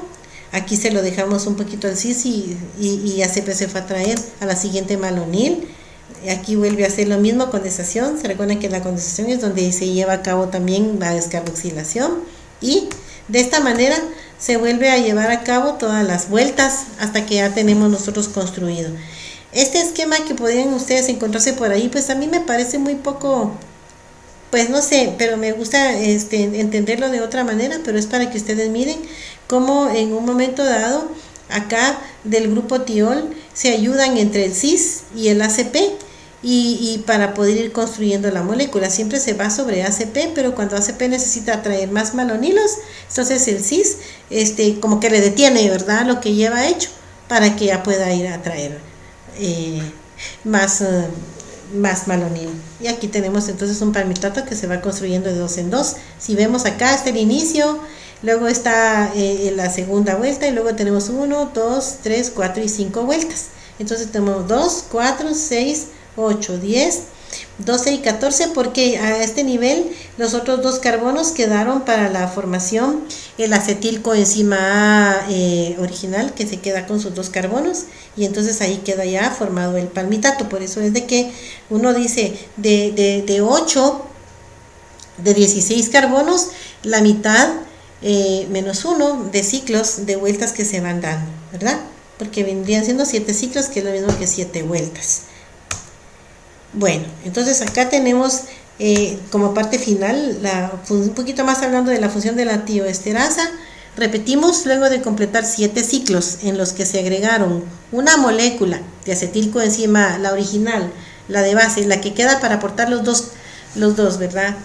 Los 2 carbonos del grupo acetil, ¿sí? Y 7 moléculas de malonil, entonces la cadena formada alcanza 16 carbonos. La enzima tioesterasa separa la cadena del ácido graso del complejo enzimático, y el ácido palmítico así formado está ahora disponible para esterificación. El destino, pues eso ya es otro tema. Ya sabemos que está disponible para que pueda ser utilizado. Cuando hablamos de esterificación es porque se va a unir a una molécula de glicerol, porque va a formar triglicéridos. Que la función del complejo enzimático es doble, no se les olvide.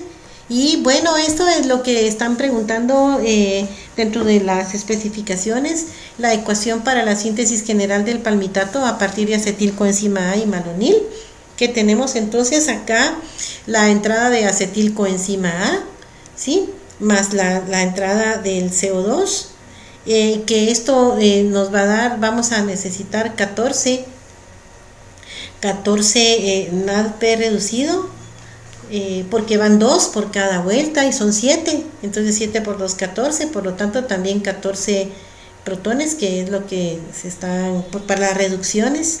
Y acá tenemos entonces que también se van a liberar 7 CO2, que sea que 7 entraron, pero 7 también se descarboxilaron, que también, como deshidratamos, vendrían siendo en este caso 6 moléculas de H2O, porque solo se hace una vez, y queda de esta manera.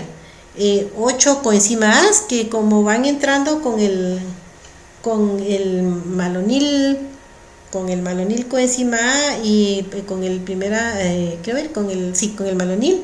Entonces nos van quedando 8 coenzimas y 14 ya NADP oxidados, como la ecuación general. Ahora, si lo queremos ver un poco más despacito, lo separamos. En la primera etapa, ¿cuál es la primera etapa? Que es cuando la de la acetilcoenzima carboxilasa. En este caso, pues tomamos 7 acetilcoenzima A, 7 dióxidos de carbono, 7 CO2 con 7 ATPs y formamos pues 7 malonilos, es decir, estos se están formando y como la ACP está yendo a traer, entonces está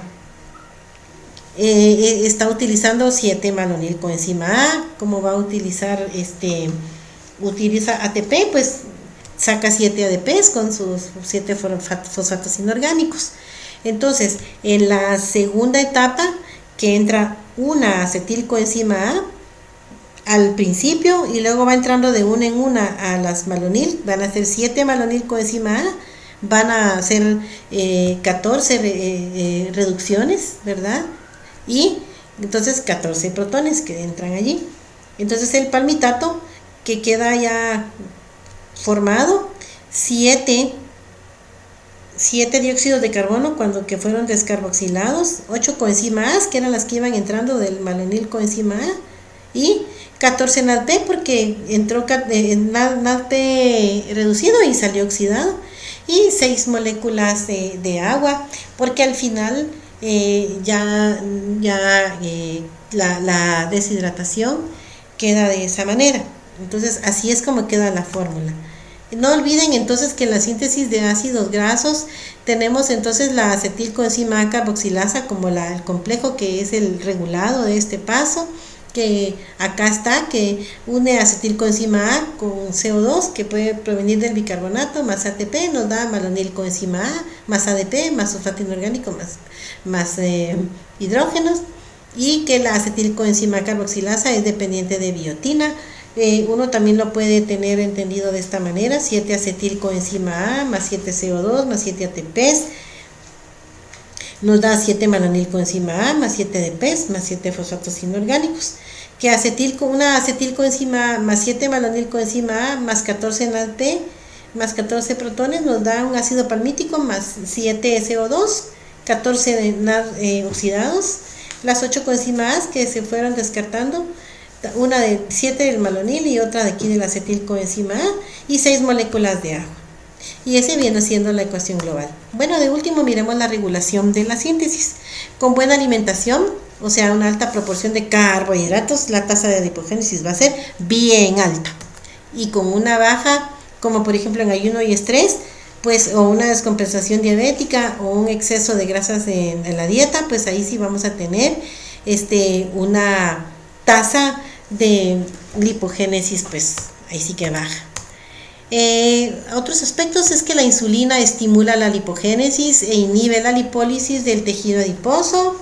La forma activa de la acetilcoenzima A carboxilasa es en estado desfosforilado, porque recuérdense que como esta es una enzima de síntesis, o sea, es anabólica, las anabólicas están activas cuando no tienen pegado a un grupo fosfato, y que también esta enzima es activada por citrato como un efector alostérico, y que contrarreguladamente el glucagón y la adrenalina van a provocar fosforilar a esta enzima para disminuir su actividad y favorecer la lipólisis, porque son enzimas contrarreguladoras y tienen dos funciones totalmente opuestas, ¿sí? Y que por otro lado la acetilcoenzima A carboxilasa es inactivada por acilcoenzima A de cadena larga como inhibidor por producto.